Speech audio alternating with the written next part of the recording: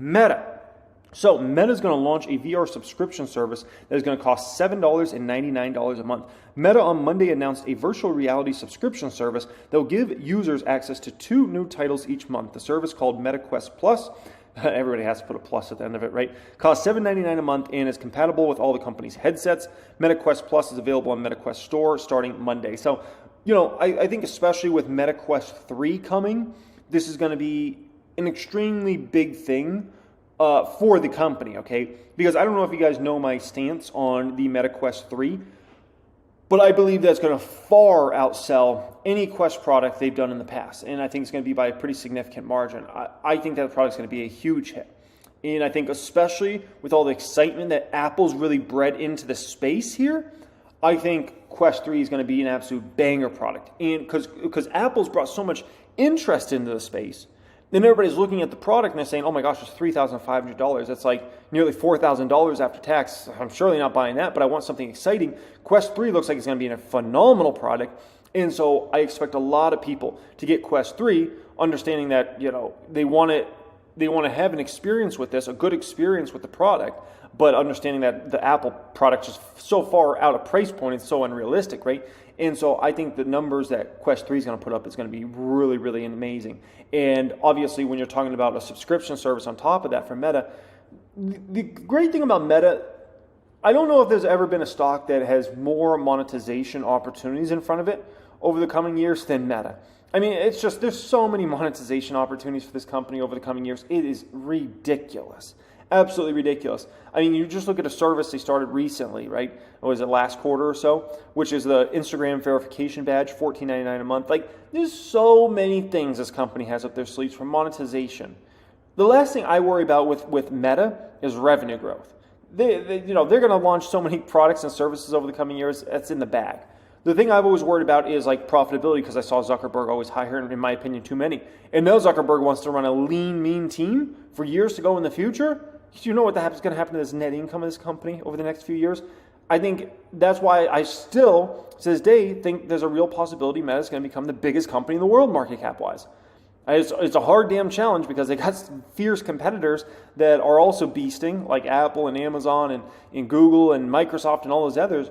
But don't get in Meta's way. That's all I'm going to say about that. And every dip's a buying opportunity in Meta stock. Bottom line, every single dip is a buying opportunity in Meta stock, unless you're like me where you already have such an insane position built.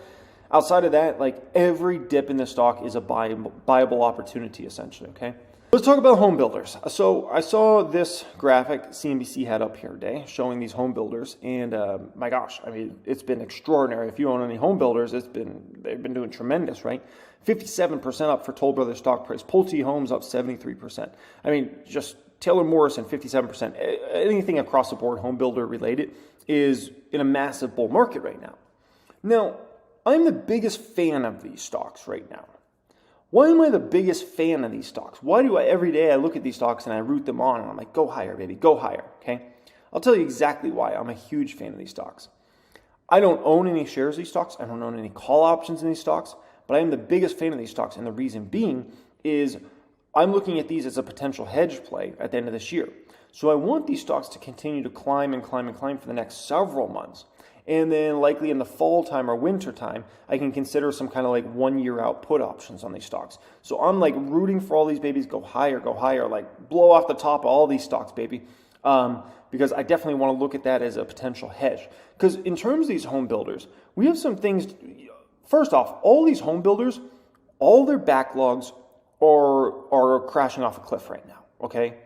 All these home builders' backlogs are, look at any of them. Go through them one by one, and you're going to find their backlogs are down substantially year over year, okay? But there's a huge component of this. I think they're in the perfect scenario here in the short term, but I think looking at 2024 and beyond, I think they're in a tough situation here, okay? We know mortgage rates right now are 7% plus.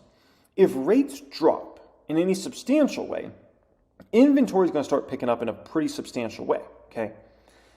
On the flip side, if rates go up more, I think, their backlogs are going to continue to decelerate in a much more epic way than they have been. Right now, they're kind of in a sweet spot because a lot of people don't want to move, so inventory has been kind of low, right, because mortgage rates are so high right now. But at the flip side, so for some people that need to buy, they're kind of looking at some of these new builds out there, okay? So they've kind of been in this like little kind of sweet spot that I think is going to start to deteriorate for these companies in 2024 and beyond. So I'm rooting for all these stocks. I hope they all have blow off the top kind of situations over this next few months. And then I could be looking at 2025, like Jan 2025, put options on these stocks as a hedge, right? It's like one of those things when I look at hedge, I just think about insurance, and I think about like if the market drops big, I think those guys will go down with the sinking ship here, okay? If you're talking about a 10-year cycle bull market, that makes a lot of sense in regards to that, right? But I think one factor maybe he's not considering in this, right, is there's a famous saying, the stock market's not the economy is not the stock market, right?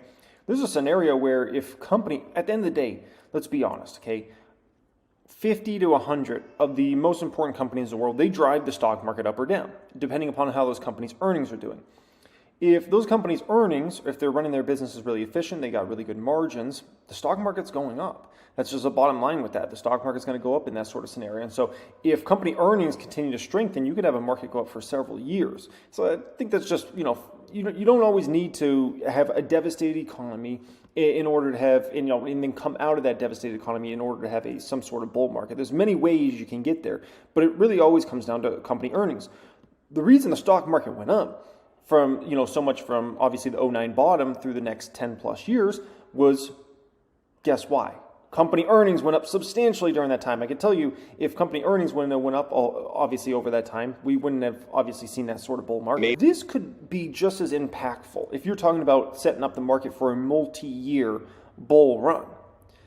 Because in the great financial crisis, the big problem was not like inflation or deflation, even though we actually went through a period of deflation during the great financial crisis.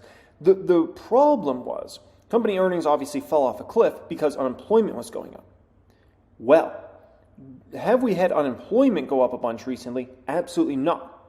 But you know what we have had that honestly has probably hurt people just as bad?